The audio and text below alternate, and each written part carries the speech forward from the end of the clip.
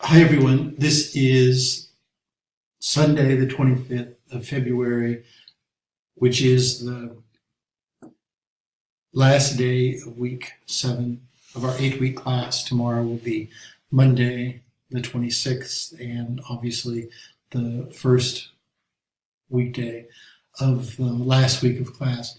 I wanted to reiterate what I've said too many times now, and that is I'm not going to shut down the class or lock you out on 11:50, whatever it is, of the 4th of March, which is our last day of class. I'll repeat, March 4th is our last day of class, and I'm not going to lock us out or lock the course down or shut you out. We'll have a little bit of wiggle room, both to wrap up the class, for me, of course, to respond to questions, and for you to get caught up. I guess I'm going to make more than one administrative announcement. Let me also repeat what I was saying about if you've fallen behind. While there aren't too many people in this class who have fallen behind, because for the most part, people have really done a tremendous job of keeping up with things. There are a few of you, and if that's the case, please just text me. If you're outside of the United States and it's difficult, then just email me, and I assure you, I guarantee you that I'll really work with you. As I was saying, 2 or 3 times over the last week, I'm really familiar with the military community. I know how difficult things can be. I know how you can sort of be surprised by extra work and so on and so forth. And so I'm happy to work with you. It's not a big imposition or difficulty for me. So one more thing about this, I'm really adept at helping you catch up. That is, complete a lot of assignments quickly. And I can do that very, very readily, and help you, save you a lot of time. So contact me. Don't just disappear, because if you just disappear, I have no choice in the grading. I just have to do what is necessary. Whereas if you contact me, we can do things. Okay, let's bracket that for a second. And what I want to do is make sure in the time remaining that in the week remaining, I really consolidate the class and focus on the 5 or 6 main points of what we're trying to do in this class, because I want you to walk away with this. And it's very important to me that you take a lot from this class and use the class as food for thought and food for personal, individual development and evolution down the way, because I think the class is worth it, and the class kind of gets you there.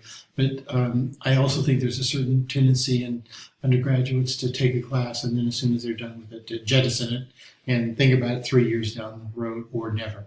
Okay, and that's what we don't want you to do with this class. We sort of set it up so it stays with you and it stays sort of in your hearts.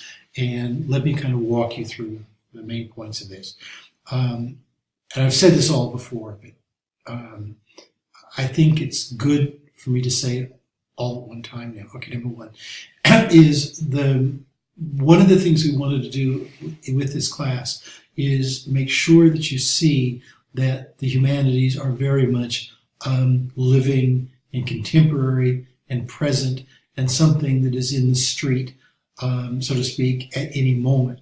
The humanities are not first and foremost a school thing or a museum thing or a set of encyclopedias or high culture or high art. I mean, all those things are involved in the humanities, but so what? They're all involved in mathematics as well. Mathematics is something that we do every second of every day. So I think the real thing, one of the things I want you to walk away with from this class is that what the humanities are, and we did them all: philosophy, literature, dance, music, and so on and so forth. Those are things that most people, most every day, deal with, but we often don't label them as humanities, and we don't draw them together. That's what we want you to be able to do, to see how truly alive the humanities are and how much they are in one way or another part of your own life. Okay, that's number one. Number two, we wanted to make sure that you sort of see how these modes, let me call them like that, that is philosophy, myth, religion, music, dance, and so on and so forth, have in fact wide definitions. Once again, they're not just, art and painting are not just museum things, but they're things that you see on billboards. There's things that you see in their multimedia manifestations. They're things that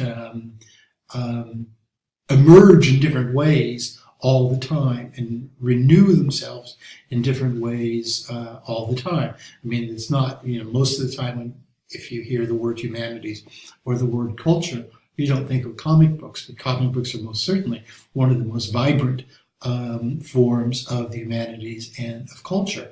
If our stereotype doesn't have so much room for, understanding comic books, we'll say, or cartoons, as part of culture and part of humanities, that's a problem in our terminology, in our language, in our understanding of what the humanities are, and not the humanities, and not the arts. Okay, so that's the second thing.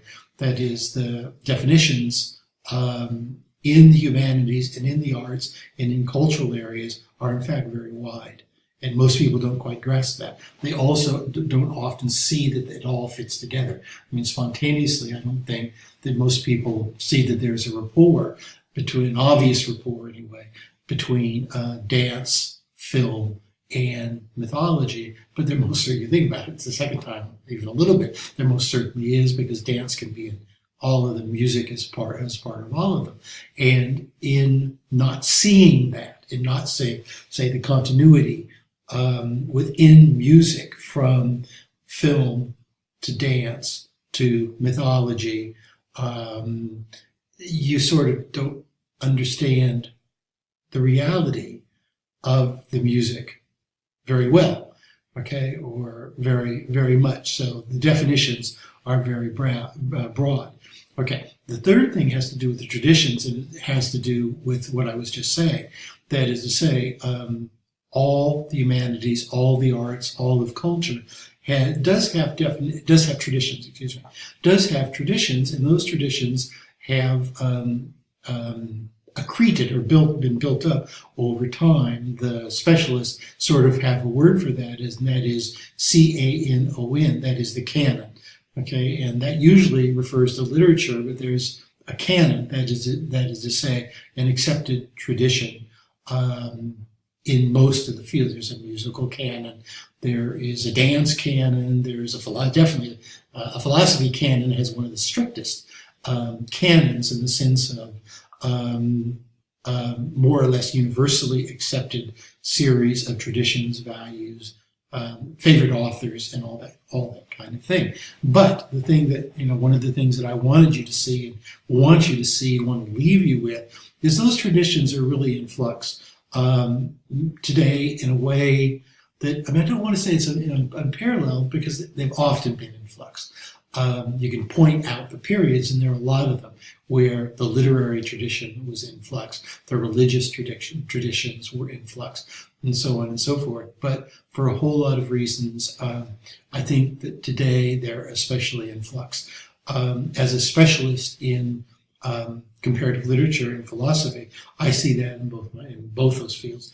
Just the rapidity of the change in my fields is just incredible, really incredible. And this is one of the things I'm going to talk to you about in a day or two, as we're wrapping up the wrap up. Okay, so the traditions are changing. So if you have a view of what literature is supposed to be, or what religion is supposed to be, or what music is supposed to be, the one thing that you can be sure of is that tradition and those canons and those accepted values are being put in question by the specialists and probably everyone else. Okay, so that's my third thing. The traditions are changing very, very fast. Here, let me give you a really quick example of this.